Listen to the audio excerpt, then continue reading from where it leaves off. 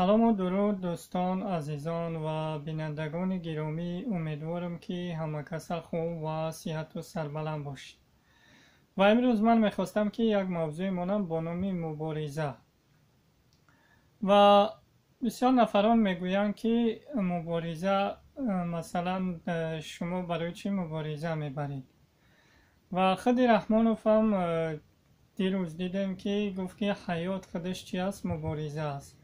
و باید هر یک انسان برای حیات، برای آبادی، برای آزادی، برای هر چی خودش چیکار کنه مبارزه برد. فرقی ندارد برای یک کار باشه، برای یک بیماری را از بدن دور کردن، برای یک چیز پیدا کردن چیکار میکنید؟ مبارزه میبرید. و این روزا میبینیم ما در میدان مبارزه هستیم و بعضی نفرها چیکار میکنن؟ میگویند که از دست شما هیچ چیز نمیآید یا که شما هیچ کار کردن نمیتوانید. و من به اون نفرها گفتنیم که ما میتوانیم نمیتوانیم ایناشو به دست خداوند میسپاریم، چون که قصد ما همین مبارزه بودن است و حقیقت را به مردم رسانیدن است و دیگر او ما پیروز میشویم نمیشویم اونش در دست خداوند است. چون که هر یک قصد ما هست که مبارزه برای آزادی، برای دین، برای وطن، برای ملت چیکار کنیم؟ مبارزه بریم. و اون افرایی که در بین مبارزه موندن، یعنی چندین به اصطلاح خودشون چندین سال مبارزه بودن و امروز چیکار میکنن؟ سرکشی میکنن که میگوین که خیلی ما یا که شما حق نبوده یا که یکون بهانه جویی میکنن، از بین چیکار میکنن؟ میرون. و بازم به هموطنای گفتنی هستم که این مبارزه یک بازیچه به مثل دیگر چیزا نیست، یا که به مثل یک میدان ورزشی باشه چیکار کنی؟ برای یک فوتبال کنی یا تنیس کنی، والیبال کنی، برای این مبارزه میتواند که جان تو را در خطر براندازد. یعنی به امثال هست که میتوانند که تو را قتل کنند، میتوانند که تو را زندانی کنند، میتوانند که تو را به پدر، مادر، به نزدیکات، به پیوندان چیکار کنند؟ فشار بیارند. و همه ما و شما خوب شاهد حال هستیم که بسیار نفرایی که چه در حرکت های مبارزین بدن یا مخالفین بدن و چه روزای سخت را به سرشان آوردند. و نفرایی بدن که حتی یک کمی نوشتن یا که یک مقاله نوشتن یا یک ویدیویی کردن و اونها هم چیکار کردن؟ بعد از چندین وقت مثال اظهار نگرانی کردن که باید یا که همین نوار رو دلیت کنه یا که نمی پاست بگیره. گفته همه خیلی نفران بود یا که یک پاست می نویسد که چیکار میکند؟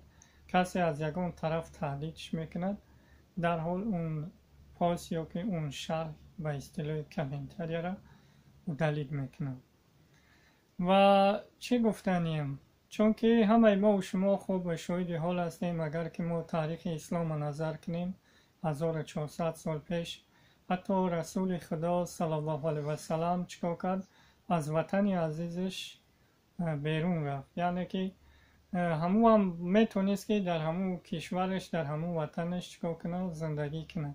و اما چین اون نفران نموندنش زندگی کنه و مجبور شد که ترک وطن کنه و مبارزه را برای از دیگر منطقه مبارزه برد. و پیغمبر خدا را دیده که طول چندین سال زد، یعنی مبارزه شد بود و بعد چندین طول 13-14 سال چند سال چی کرد؟ یعنی که مکه مکرمه را احاطه کرد. و امروز ما هم به امثال همونها هستیم. اگر که نفرایی که شما بر دین اسلام باوری ندارید، ما میگذاریم به دین غیر اسلام. تاریخ 100 ساله را نظر میکنیم، ولادیمیر ایلیچ لنین همه ما و شما خوب میشناسیمش. و اون نفر هم چیکار کرد؟ یک حکومت پادشاهی، یک حکومتی بگیم که اولادی را از بین بود. اون نفر چیکار کرد؟ فرار کرد به اروپا، از اروپا اومد مبارزه بود و تمام روسیه کبیر و یعنی یک روسیه که پهنو ندارد میدونیم که در یک منطقه شب باشد، در یک منطقه گشت چی است؟ روز است.